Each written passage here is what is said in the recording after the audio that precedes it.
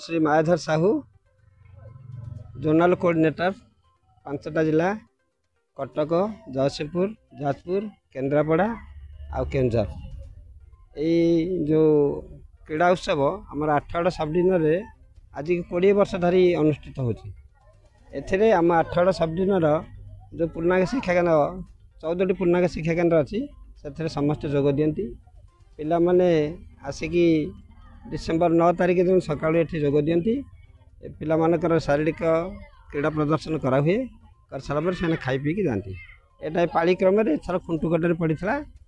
एवं गत थरक शिकार होता एमती आमर प्रति वर्ष धरिकी माँ का कम चलती कौन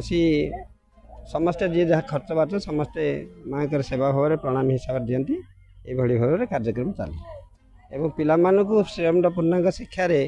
अनुप्राणित करवा एवं रूपांतर कौन श्रीअरविंद जोगर जो रूपांतर अतिमानस शक्ति को रूपांतरित हवा अतिमान हवा से शिक्षा केन्द्र गुड़िक उद्दिष्ट तेणु आम यही कार्यक्रम आम प्रयास जारी रखुचु माँ सेवा भाव धन्यवाद। श्री सरोजकांत बलियार सिंह श्रीअरविंद पूर्णांग शिक्षा केन्द्र और श्रीअरविंद दर्शन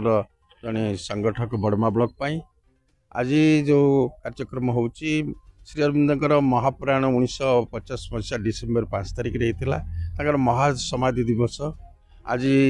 श्रीअरविंद पंडिचेरी आश्रम प्रणवाचार्य भट्टाचार्य नेतृत्व में शारीरिक व्यायाम क्रीड़ा प्रदर्शन कराई श्रीअरविंद गोटे अभिनव जमी फास्ट बॉडी देन स्टडी तेणु शरीर सुस्थ रहिले मनीष दिव्य जीवन लाभ कर तेणु शरीर को सर्वांग सुंदर कर अतिमानस स्तर को नापी मनीष जमती केवल जे मृत्यु न पड़े एवं स्वर्ग गोटे अमर लाभ कर स्वदेह श्रीअरविंदर जो कथा ताको कार्य करने जो जोग अच्छी श्रीअरविंद पूर्णांग केन्द्र तारी मध्यम शारीरिक सेमती सुस्थ मानसिक स्थिति सुस्थ रही ये हूँ क्रीड़ा कौशल प्रदर्शन ए कौन प्रतियोगिता नाला सबु पिला माने स्वच्छरे बिना प्रतियोगिता बिना पुरस्कार सादर को ग्रहण करुँच मानव समाज को वार्ता दौरान जे आम प्रतियोगी बा प्रतिद्वंदिता करने को आसनु आम निजे सुस्थ सबल एवं दिव्य मानव रूप केमती समाज गढ़ी उठ सामूहिक भाव में ये प्रेरणा दवापाई आज अभिनव प्रयास तेणु समस्ते ये अनुप्राणित होगापाई श्रीअरविंद दर्शन अनुप्राणित होगापाई आम समाज को दिग्दर्शन होगा कार्यक्रम कर धन्यवाद। प्रतिमा दे खुंटगटा 8गड़ ब्लॉक श्रीमती श्रीअरविंद पाठचक्र संगठन दायित्व रही आज आमर प्रभु श्रीअरविंदर महाप्रयाण दिवस एवं से दिवस उपलक्षे आमर एठी 8गड़ सब डिविजन स्तरीय आमर वार्षिक क्रीड़ा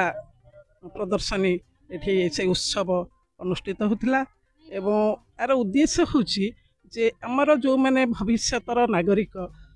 से माने केमती गोटे सुस्थ सुंदर शरीर नहीं कि निजक कार्यक्षम करेंगे एवं प्रभु श्रीअरविंद जो तांकर जो स्वप्न देखी से स्वप्न को साकार करेंगे से उद्देश्य रे ए कार्यक्रमटी होची।